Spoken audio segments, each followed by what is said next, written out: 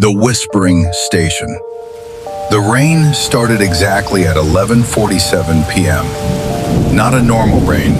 This rain sounded heavy, almost angry. It slammed against the windows of the old train station like thousands of fingers tapping to be let in. 17-year-old Arab tightened his hoodie and looked around the nearly empty platform. The station lights flickered weakly above him, buzzing like dying insects. He checked his phone. No signal. 1% battery. Perfect. His bus to the village had broken down miles away, and the driver told everyone to wait here for the midnight train. But after an hour, everyone slowly disappeared. Some found rides, some left. Now only Arab remained, and the station master, an old man sitting inside a tiny office at the far end of the platform. The strange thing was, the old man had never moved, not once. Arab rubbed his arms. The cold was becoming unbearable. He walked toward the office. "Excuse me, uncle," he called softly. "When will the train come?" The old man slowly lifted his head. His eyes were pale gray, almost white. "The train?" he whispered. A long silence followed. Then the old man smiled. "You should not take the midnight train." Arab forced a laugh. "Why?" The old man looked toward the tracks. "Because," he said quietly, "it does not stop for the living anymore." Lightning exploded outside. For 1 second, the entire station lit up bright white, and Arab noticed something horrifying. The old man had no reflection in the office glass behind him. Arab stepped back immediately. "What?" But when lightning flashed again, the office was empty. The chair moved slightly on its own. Arab's heart began pounding violently. Okay, I'm just tired," he muttered. He turned away quickly and sat on a metal bench near platform 2. The station felt wrong now, too silent. Even the rain had softened. Then came the sound. Footsteps. Slow. Wet. Dragging. Arab looked up. A woman stood at the far end of the platform. He was sure she hadn't been there before. She wore an old red sari soaked completely by rain. Her long black hair covered her face. She stood unnaturally still. Then her head tilted sideways, too far sideways. Arab froze. The woman slowly raised one arm and pointed toward the tracks. A distant whistle echoed through the darkness. A train was coming, but there were no lights, no engine sound, only the whistle, and the tracks began vibrating. Arab stood up slowly. Something deep inside him screamed to run. The woman suddenly spoke without moving. "Don't let them see you." Arab backed away. "Who?" The woman lifted her head slightly. Under the hair, there were no eyes, only darkness. Then every station light went out. Blackness. Arab gasped. He could hear breathing all around him. Not one person, many. Wet breathing, close to his ears. He turned on his phone flashlight. The beam shook violently in his trembling hand. The platform was empty, but muddy footprints surrounded him. Hundreds of them, fresh, leading toward the tracks. Then, his flashlight landed on a signboard. Written across it in something dark, "Do not board." A loud metallic screech echoed nearby.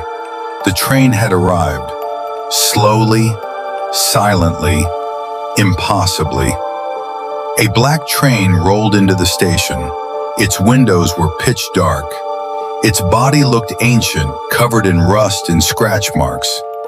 And yet, there was no driver, no lights, no sound except metal grinding against metal.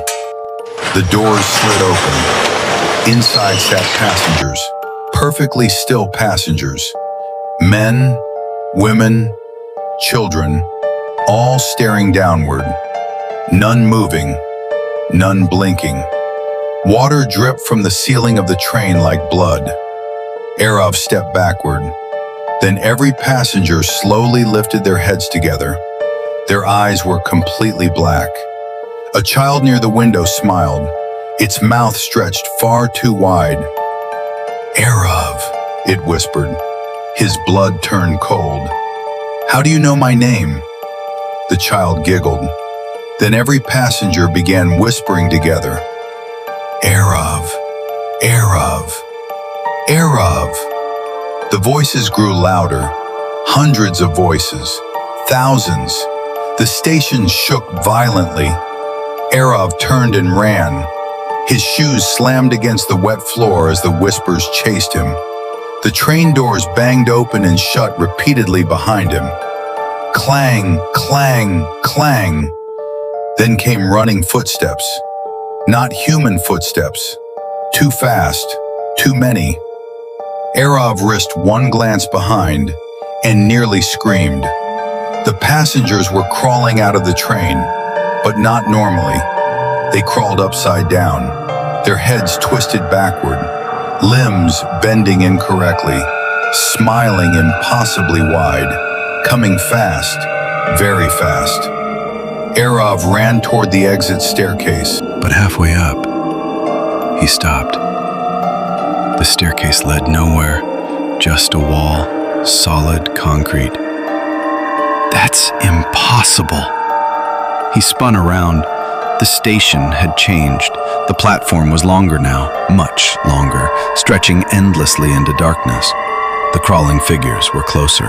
A woman dragged herself across the floor using only her fingers. A man without a jaw crawled along the ceiling. The child was now standing directly below the staircase, still smiling. "You boarded once?" the child whispered. "What?" "You just forgot."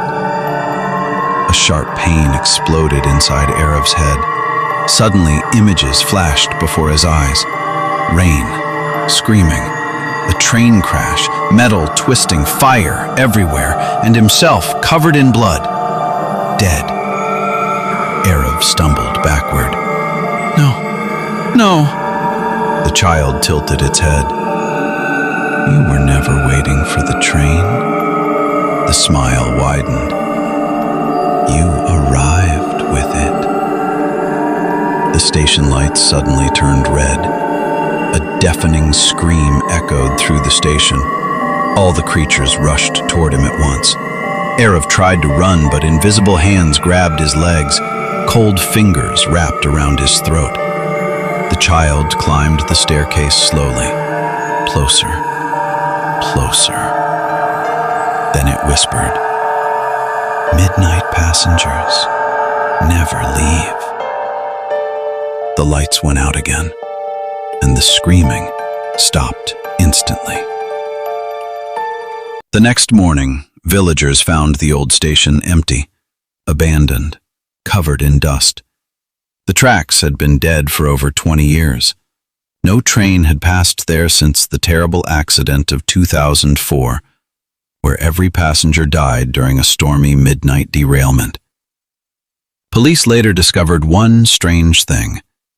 On a dusty bench inside the station sat a phone, its battery still blinking at 1%.